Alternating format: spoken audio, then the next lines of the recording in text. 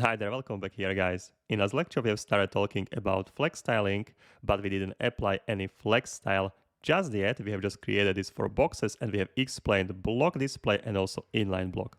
So let's fix it. Let's apply flex styling in this lecture. All right, so open your code in the page or any HTML you have with the one parent and 4 childs, and we have applied some stylings in the last lecture. So we have just a simple styling of a width and a height and a display inline block. So what we will do, we'll simply remove display inline block and we will target your parent, all right, and we will apply here display of flex. Okay, and now flex styling will be applied to your parent and also it will affect its child. When a display is flex, by the default, your flex direction, so how your items in the parent are ordered, are in the row. Okay, so that's the flex direction. Flex direction is by the default the row. So now when I will save this, I'll go back to browser, all of my items will be in the row. Okay, so by the default, flex direction is a row. So your items are in a row.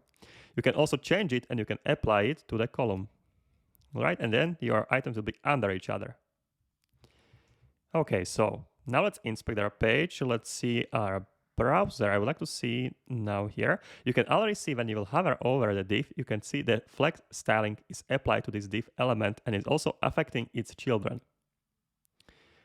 We can do very interesting things with the flex. We can dynamically assign the empty space. So all of these boxes which has currently 200 pixels and the width and the height will be dynamically distributed in an empty space. Okay, so empty space will be dynamically distributed to these boxes, so every box will take the same space.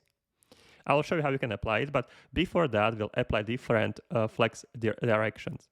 As I mentioned, they're always by the default, and this is affecting also one concept I will show you very soon, but first let's apply flex direction, and let's write here column. When I will apply the column, you can see now they are in a column. Okay, so when I will change it to the row, we'll go back to the row. We can also decide here to go to row reverse. You can already see from the name what will happen. We'll provide the boxes other way around. The same is applying for the col reverse. Actually, column reverse.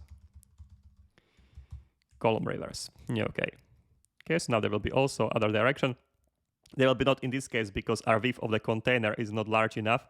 Height of the container is not large enough. So I will say the parent, let's say height of 1500 pixels. Now they should be reversed, okay? Because now my container is 1500 pixels. So now they are in the end of the container. Okay, so that's the different types of the direction. Let's go back to just the column.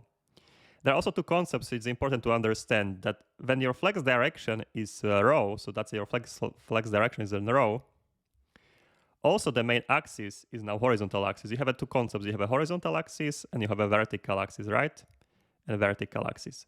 In the case of the row styling, when the flex items are in a row, the main axis is horizontal one. It's a main axis now. Actually, in this case, it's the other way around, okay? So in the case of the column styling as we have it now, the main axis would be vertical axis. The concept of the vertical axis would be main. And the horizontal would be the secondary. In the case we would have a row, let me disable it, all right? So in the case we would have here a row, in this case it's the other way around. So our horizontal is main axis, that would be now main, and our vertical would be the secondary. Okay, secondary. All right, so just to know, this will not affect anything yet. When we'll be styling our elements, we'll be ordering elements or centering them. This will affect the centering, but about this later. What I would like to show you, very interesting property of the flex, is that now when your parent has a flex styling, you can apply the flex styling to your child, and you can do something like this. You can write your flex1, and this will assign proportionally the empty space to all of your children. So now when you will save this, it doesn't matter that your elements had a 200 pixels width and a height. Now they are proportionally assigned here. Okay, in this row. Okay, the same thing should happen with the columns. So let's write here column. And you can see they are proportionally assigned. Okay, to all of these divs. Now empty space is assigned here, so they are taking more width and a height. Okay, let's get it back to the row. And to understand the flex one, you need to understand the other three parameters. Because the flex one, by the default, is something like this. So when you apply the flex one, another three parameters are applied. There is applied flex grow, then there is applied flex shrink,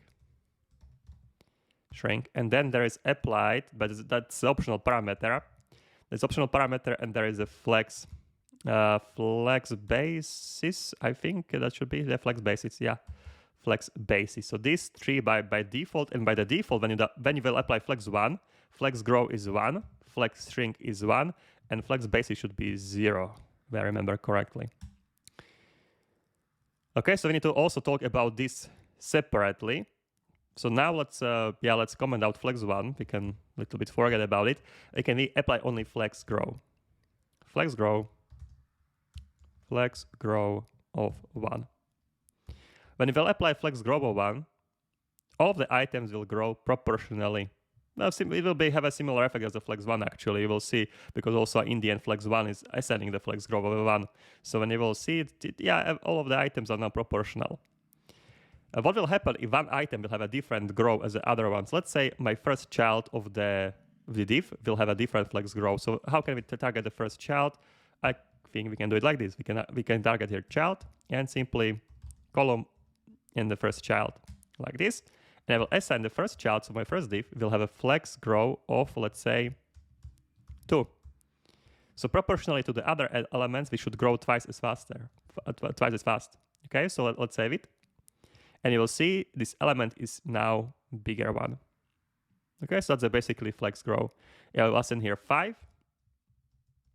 And the proportion, it should be 5 times larger. You can see the first item is much larger than the others. Okay.